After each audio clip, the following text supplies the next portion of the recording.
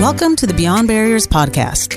If you're an ambitious woman who wants to dominate your career, then you are in the right place. This podcast is co-hosted by Nikki Barua, digital innovator, serial entrepreneur, author, and speaker, and Monica Marquez, ex-Googler, diversity expert, and senior corporate leader. From inspiring stories to cutting-edge strategies, you'll learn how to develop the skill set, mindset, and tool set to get future-ready fast and accelerate your success. Hi, I'm Monica Marquez, your host for today's episode.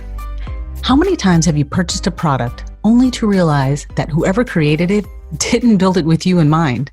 Or how many times have you laughed out loud seeing a clothing tag that says one size fits all when it's clearly obvious that it would barely fit a child, needless to say, a grown adult? Well, in this episode, Annie Jean-Baptiste, Google's head of product inclusion, shares how she helps teams make sure Google products are made for everyone. She spends her days making sure everyone matters. But the most important message she shares is how your voice, your unique experiences, and what makes you different from others is the secret to success. Stepping into your power, even if it doesn't look like the kind of cookie-cutter example of what leadership looks like, is what will bring success. And it helps others expand their frame of reference. That authenticity fosters diversity, which fuels innovation. As the head of product inclusion at Google, Annie leads product inclusion strategy across the company, including consultation, communications, scale and research, and she created the movement 3 years ago as a way to ensure underrepresented users feel seen throughout the product design process. Annie is passionate about making the web and Google's products work for the underserved communities, while ensuring Google is a place where everyone shines for their differences. Annie graduated from the University of Pennsylvania with degrees in international relations and political science. She's an avid Boston sports fan and loves to bring her dog Hercules to work. Outside of Google, Annie is a former American Heart Association spokesperson and a One Young World ambassador, focused on healthy lifestyles in underserved communities. Her book, Building for Everyone, is available now. Visit iambeyondbarriers.com, where you will find show notes and links to all the resources referenced in this episode, including the best way to get in touch with Annie. Hi, Annie. Thank you so much for joining us here at the Beyond Barriers podcast. Appreciate you taking the time and sharing with our listeners your story, your background, and your pearls of wisdom of how you have been successful in the corporate world. So I want to jump right in. I don't want to waste any time. Tell us a little about your story and what you've learned along your journey. So first, thanks for having me. I'm really excited to be here. Yes. I think, the main things when I was thinking about my journey and getting, to Google and getting to do the work that I really feel blessed to do is really about finding your authentic leadership style. So I think there's a misconception that leaders have to be loud or they have to, show up a certain way. And I think that throughout my career, I've struggled with what that looks like for me and if that kind of fit. And I think one of the main lessons that I've learned is to kind of step into your power, even if that doesn't look like the kind of cookie cutter example of what leadership looks like. Because I think a lot of times, especially for women of color, right, like the leadership model doesn't necessarily fit with like what is authentic to us. So I think figuring out, one, you don't have to be loud to be a leader.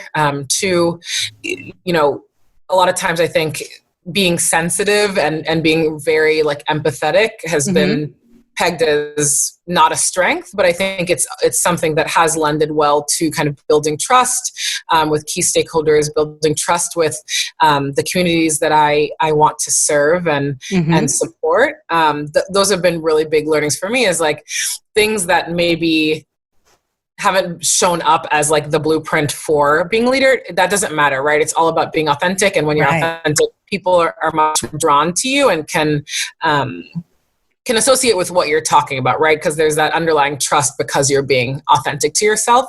And that you need multiple types of personalities to get things done, right? So not everyone has to be an extrovert. Not everyone has to like public speaking, right? It's all about figuring out how to get the message across in a way that will resonate with the people that you're trying to reach.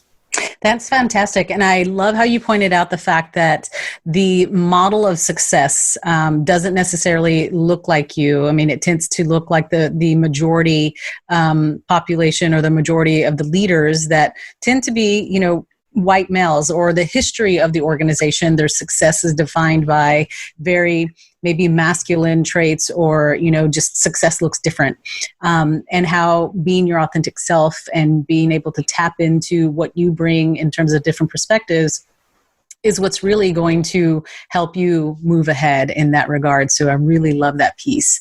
Now, you and I both know, because we had the pleasure of working with each other while I was at Google, that that can be challenging in the sense of, just having some fears or imposter syndrome or things like that when you aren't part of the majority and you feel like maybe you are the oddball or the only one. How did you get past some of those maybe, fears and limiting beliefs? Yeah, I think the first thing is everyone has imposter syndrome. So no matter, how accomplished you are, no matter how senior you are, right? Every leader, I think that helps to think every leader at some point, right? Not even just in their life, but even in the course of a month, a year, right, is going to have times where you're do I fit in, right? Am I doing the right thing? I think that's human nature. So just to realize that everyone has that. I think for me personally, kind of back to the first question, right? Leaning into what makes me different, right? There's no way that I'm ever going to show up as the majority, right? Right. So there's no benefit in me expending energy to try to do that. So I think leaning into what makes me authentic, right? It can be something as surface as, showing up in a blazer like this, right? Or, figuring out what my presentation style is, or understanding kind of who I need in my community to support me to kind of push myself forward, right?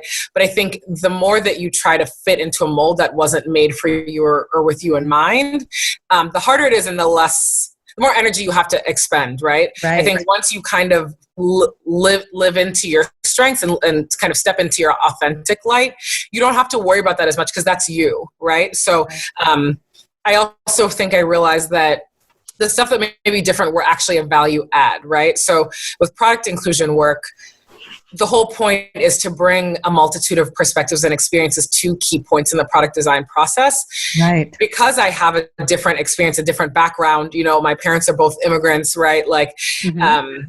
All of those things that make me who I am is actually adding value, right? And so it was more about how to kind of, again, harness that and kind of work with others to kind of bring that forward, and also to bring more people who have different backgrounds, different experiences, different walks of life into the fold, because the outcome is actually better for everyone when you do that. No, that's fantastic. Now, one thing I want to ask, because you talked about product inclusion, and it's exciting for me because I know that, I was part of the team, and we, me and working with the communities, how you started kind of gaining that traction of pulling the ERGs in and work in the kind of the infancy of the product inclusion work that you were starting. How did you gain clarity, kind of that was a strength of yours and that it could become a career path? How did you, what is it that kind of made you have the aha moment that, this is what you're great at, and you leveraged it, and now it's become this significant, very kind of critical piece in, just product development at a place like Google? So share a little bit about that. Yeah, so it's interesting. I think when I first started doing this work, I didn't think that it would become my full-time job, right? I think we saw a gap and an opportunity to expand how we talk about diversity, equity, inclusion to not just be culture and representation, but also product design, right? And to think about, okay, we again have employee resource groups. We have all these people from underrepresented backgrounds across multiple dimensions of diversity. And if we're building for users around the world, we need to have those perspectives at key points, right? And so I think it was about something that I'm just deeply passionate about, right? I'm definitely really passionate about products and Google's products. I'm definitely really passionate about communities and uplifting and centering voices that have historically been at the margins. Mm-hmm. And so it was a very natural balance. And so I think, they say that if you can find something you're passionate about, something that gives you purpose and you can get paid for it, right? That's a trifecta kind of what, the sweet spot is. And so I think coming from the global business organization, having worked on the diversity team, it was also, I think, something where I saw that you could bring the business case and the human case together, right? It doesn't have to be either or. And I think that community building is really important to me, right? And so it was about bringing more than just the typical people who had been advocating for diversity, equity, inclusion into the fold and finding a place for them. And then I think as it started to materialize, right, it started very small, and you know this, right? It started very scrappy, very small. Right. And I think that's okay, right? I think that nothing has to come and become a movement overnight, right? Like you can start with one group, one team, one feature. But if you have the passion and belief that it could be improved or could be more inclusive, right? Or you have some idea on how to change it, start with the people that are willing to kind of meet you halfway, build on that, create kind of, a success framework around that, and then it can continue to build, right? So I think, in the beginning, I wasn't thinking that it was going to be my full-time role, but it was more about, I know that we can bring an even more inclusive lens. Like, how would we do that and who needs to be involved? And then it was more about then creating the resources and infrastructure so that more than just me is doing it. Right. And also figuring out what was the value proposition, right, to get leadership, to get, employee resource group members, to get these like vital stakeholders on board. Like how were they adding value, but also how were they getting recognized? How was it helping with the things that they most care about? That's wonderful. Now, you mentioned something key in terms of getting that whole value proposition, in terms of getting the buy-in from senior leadership and others to really kind of turn this into a movement per se. What helped you gain access to those influential leaders, or what strategies did you use to kind of get people to see the value proposition? I think, the first thing is, I think all relationships are built on trust. And so I think the first thing is to take time to understand what makes people tick and what they care about, right? So I think the first thing I tried to do with different leaders was to understand more about their business, what was top of mind for them, what challenges they had, what opportunities there were, and figure out how this work could fit into that and amplify and get them closer to their goals, right? And I think that takes time, right? I think it doesn't work well when you kind of, find time with someone and you're like, I need you to do this, and like, this is why, right? Like there's no other, that's not a reciprocal relationship. And I think a lot of times you miss glimmers of how you can even improve kind of what you're pitching, or improve how you can partner if you don't have the background. So I think the first thing is to take time to understand what their teams looked like, what were they focused on, what launches are coming out, right? And then figuring out how bringing underrepresented voices amplifies that. So, when you look at 1 billion people in the world with a permanent disability, right? You look at purchasing power of Black and Hispanic Latinx users in the trillions, right? These are, there's a misconception that underrepresented groups don't have power, and that's not true, right? So I think it was second is education. And the third is, we are organizing the world's information, making it universally accessible and useful. So let's parse out what universal means. It means no matter where you're from, what you look like, who you love, how much money you make, etc. Any of the dimensions that make you who you are, we're building with you in mind. And so what is the protocol to do that? And like, how do we build that together? No, that's fantastic. And it's true. We're building for, like you said, this universal world. And I remember you saying, if we don't bring the perspectives of, of those individuals, those cultures, those backgrounds, and how are we going to build for them? And I think that was vital. And I think, more and more leaders are starting to see the value proposition in that. Now, you mentioned how we did start off very scrappy. I remember, you and others on the team who were saying, okay, it was like two of you, maybe it was you and somebody else, right? And a sidekick. And thinking about, you had to then start developing an infrastructure and stuff in order to start scaling.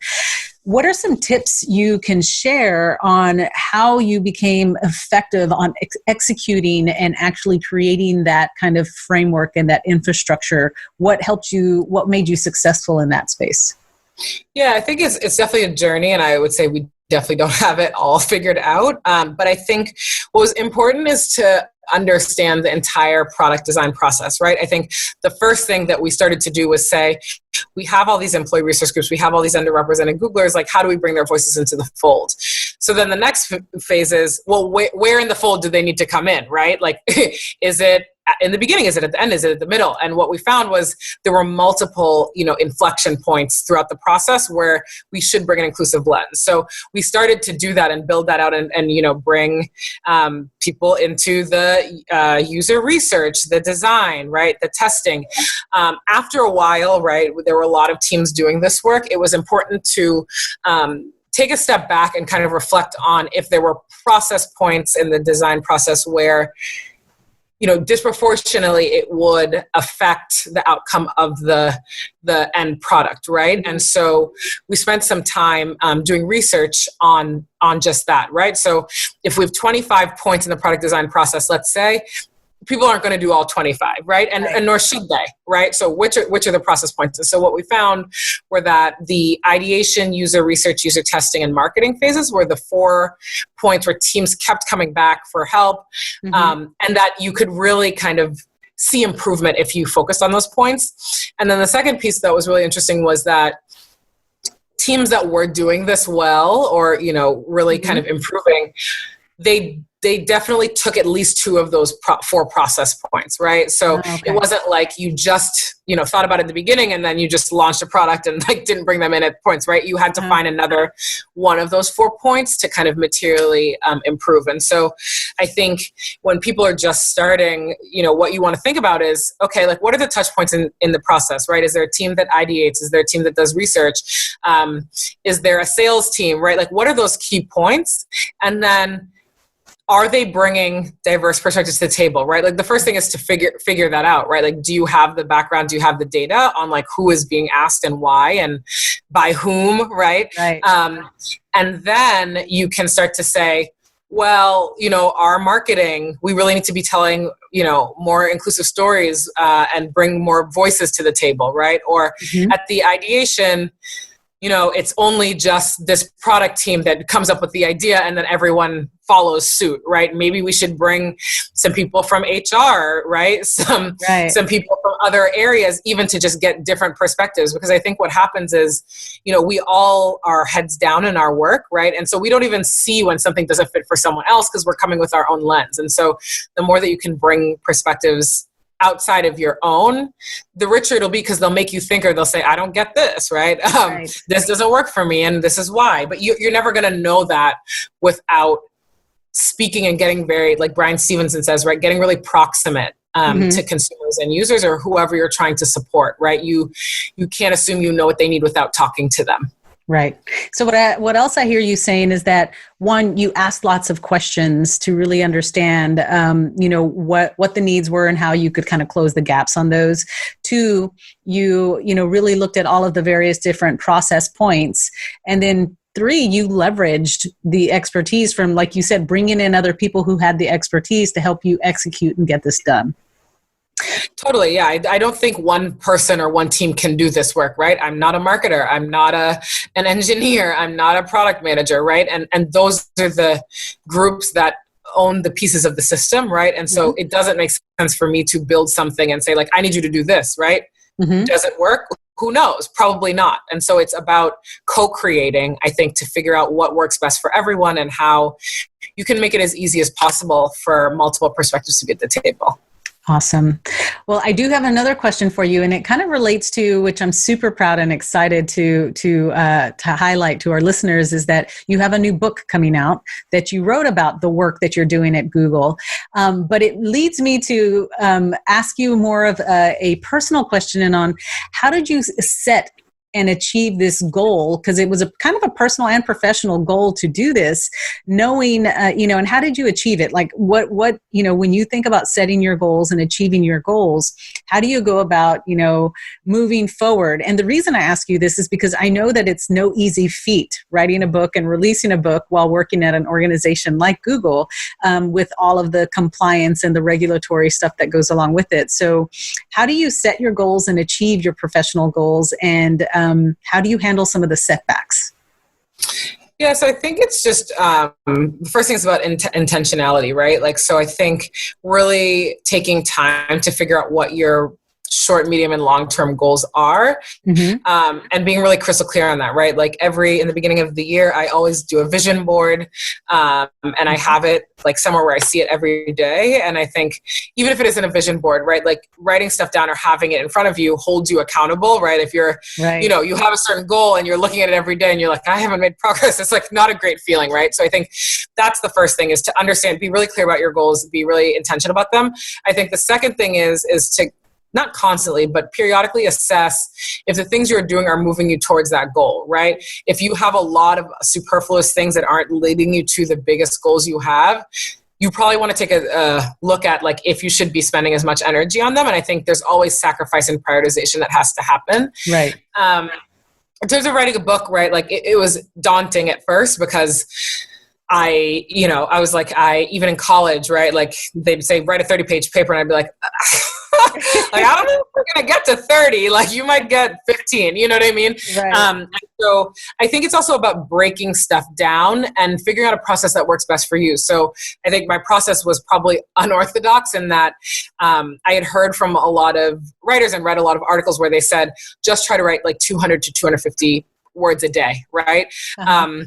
And so that was kind of my thought around it. And the second thought was, I wasn't going to necessarily have to write it in order, right? Like there was obviously a skeleton for things I wanted to add, but for me, it felt like a lot of pressure if it was like, by next week, I need to finish chapter 1 and 2, right? Sometimes you're inspired and you want to talk about chapter 13. So like you should go to chapter 13 and write whatever you want, right? So that might not work for everyone. And obviously there was a lot of cleanup that had to happen after writing it like in disparate parts. But for me, just breaking it down and giving myself grace to say like, when you're inspired, go with it. If you're not inspired, get to the minimum 200 and keep it moving, right?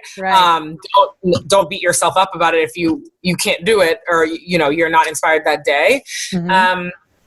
And then I think the third piece that was super helpful was that, it takes a village to do this work, and it took a village to get this book together, right? And so to lean on, my community, to lean on also bringing other voices into the book, right? Like what you'll see is there are a lot of voices reflected in their own words talking about the work that they're doing. And I think that, it had to be that way, right? Because I'm not the only one doing the work. There are a lot of people powering this work. And so I think being able to bring more people into the fold, one, made it easier, right? Because I didn't have to write everything. But two, it's multiple voices. It's more inclusive that way. It's a community that does this work, and it's a community that's reflected in the book. Right. And just so that our listeners are aware of the book, it's called Building for Everyone, Expand Your Market with Design Practices from Google's Product Inclusion Team.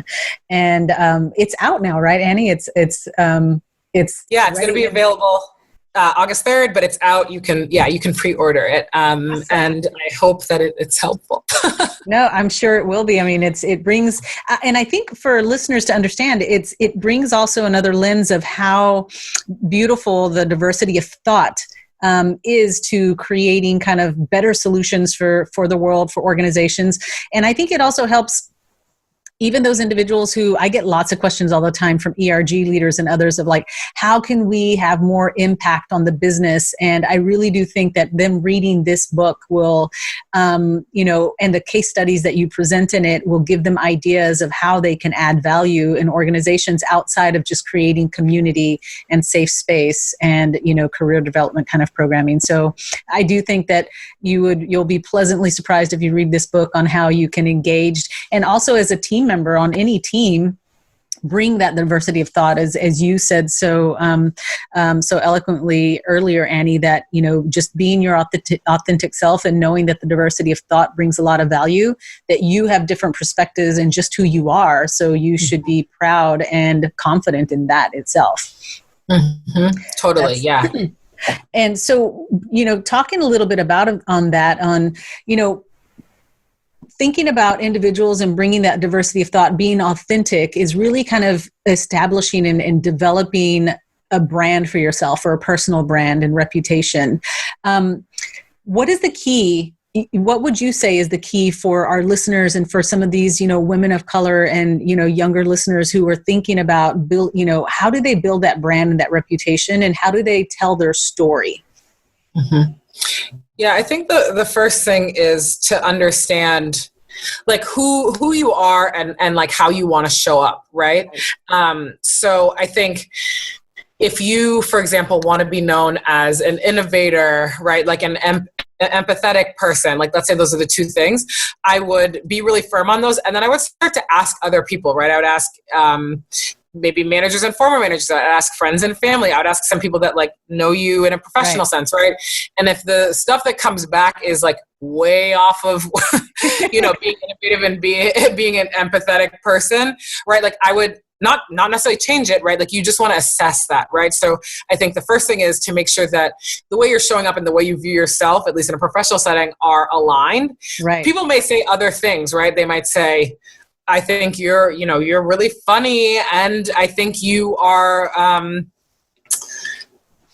I don't know, you're a champion for the underserved, right? If those two things align and you're like, I'm good with that, right? Like that's awesome. Right. If there's a huge disconnect, then I would start to think about like how you can mitigate and show up in a different way. And I think you can be intentional about like what your values are. But I think it's first really important to be clear about what those values are, and then make sure that like that's how you're showing up, and then you can kind of make changes as you see fit. I think the second thing is to practice, right? Like you obviously have so many things you can bring to the table, but you want to be really crisp on like what pieces you want as part of your like elevator pitch, right? So like I've definitely had, I was part of Management Leadership for Tomorrow, the pre-professional program, right? And we spent a lot of time figuring out like from our resume or like from our personal life or a mix of the two, who we are and how we want it to show up, right? So like if you have a 30, 60, 90 second pitch, it's really easy when someone's like, tell me about you and like what drives you, right? You're like, I'm Annie, I come from 2 Haitian parents and I'm from the East Coast, right? Like, and you have that story and you know what personal pieces and professional pieces you want to bring. But I think that takes practice, especially if you're an introvert like I am, especially if you're coming into spaces where you don't see a lot of people that look like you, right? So like practice, it's like a muscle, right? It gets easier as the more you do it. And so I would say write it down, practice it, get feedback. I'm if you can't tell, I feel like I keep saying like ask other people, but I think it's really important to get multiple perspectives, even on your personal development, right? Like you at the end of the day are going to care the most about how you show up, as you should, but it doesn't mean that you shouldn't get other perspectives while you're kind of like honing, I guess, what your brand is. No, that's absolutely key. I think feedback, it's one of those, it's a catch-22, right? It's bittersweet. People need the feedback to grow, but sometimes it can be a bitter pill to swallow. But at the end of the day, you don't know what to change. So you don't know what you don't know. And unless you find some truth tellers out there that give you that feedback, then you're going to get stuck and you're not going to be able to move forward. I think that's brilliant. I think, that's so true. I remember Karen Stumberg, who we both worked with, like, she was definitely one of those people for me, right? Like she would, there was a point where she said, you're up speaking, for example, right? Like when you get nervous, I hear your voice go up at the end of sentences. And she would start to bring me into meetings, right? And she would tell me, she'd be like, oh, there you did it again, right? And it was like, I needed someone who I trusted, but also I knew believed in me to kind of help push me forward, right? And I think you need to find mentors, advisors, sponsors, and coaches, right? Like they're going to have to push you into situations you're not comfortable with so you can grow. Like you said, you don't want to get stagnant. And the only way you're going to grow is to be in new, uncomfortable experiences and be like, okay, that wasn't that bad. Like, what can I learn from it? How can I be better next time? Right. That's fantastic. So you touched on a little bit on setting your goals, how you every year you create vision boards, etc. What are some daily habits or rituals that are key to your career success that you would, share with our listeners that if, they kind of adopt could help them along the way? Yeah. So I think, rituals are really important for me. I notice when I don't do my rituals, right? Like I definitely feel very different. So a few things in the morning that are really helpful for me to just kick off the day are to say at least 3 things I'm grateful for, and to just like really marinate on those. Sometimes I journal, but sometimes it's not in the morning, like it's just not happening. But I try to kind of have time for reflection, even if it's like 5 minutes. And then I set my intentions for the day. I think that that's really important for me, right? So again, when, you know, all these asks are coming to you, or you have back-to-back meetings, to say the 2 things I need to get accomplished today are X and Y. And so it's like, if I accomplish X and Y, like I'm good. Anything else over that is gravy, right? Like I'm like, wow, I was really like thriving today, right? So I think just being really intentional about what you're trying to get done that day, so that when other outside things come, you're not getting distracted. And then I think even 5 to 10 minutes of meditation are really important for me. I think, I definitely notice when I haven't done it. And then the final thing in the morning, and you're probably like, this is like the longest morning ever, is to work out. I need to work out, even if it's 30 minutes. I just feel a lot better. Even if I don't want to do it when I'm getting out of bed, I feel so much better after. And so I think having time and space, especially to start your day, that is your own, and you're having time and space to think about like what you want to get accomplished, and practicing self-care, whatever that looks like for you, right? It might not be working out, it might be something else. I think that helps guide the day, especially when there's so many other stressors. So I would just say, find what rituals help you feel centered and can allow you to kind of practice gratitude. Because I think also, even when you wake up inevitably on the wrong side of the bed, right, or in the middle of the day, I'm like, oh my God, like, how is this my day? You know, to say like, I'm really grateful, you know, that I'm healthy. I'm really grateful, you know, that I have a dog, right? Like whatever it is, it doesn't have to be huge things, right? But like the more that you start to say gratitude, you're like, oh, I actually have more than 3 things, right? Like I'm really grateful for my manager, whatever it is. But I think gratitude helps, especially in the times where it's like super, super stressful. No, that's an excellent point of advice, and your rituals as well. But gratitude is usually what gets me through those anxiety-ridden days of like, okay, this isn't as bad as it seems, and what am I grateful for, and whatnot. So I think that's an excellent point. So one question we love to ask all of our podcast guests before we wrap up is, how can women accelerate success in the digital age? I mean, I think it's about kind of figuring out what your, I don't want to say competitive advantage, but what makes you different and unique, right? And leveraging that on a digital platform, right? I think all of us, right, are using digital services a ton now. Yes. And so it's about figuring out like what your niche is, right? Like you don't have to be great at everything. You have to be good at one thing. So like, you know, like Monica, you're doing an amazing podcast, right? Like that is your digital niche, right? So I think it's about, again, reflecting on what are your values? What do you want to be known for? And then how can you leverage digital technology to do that?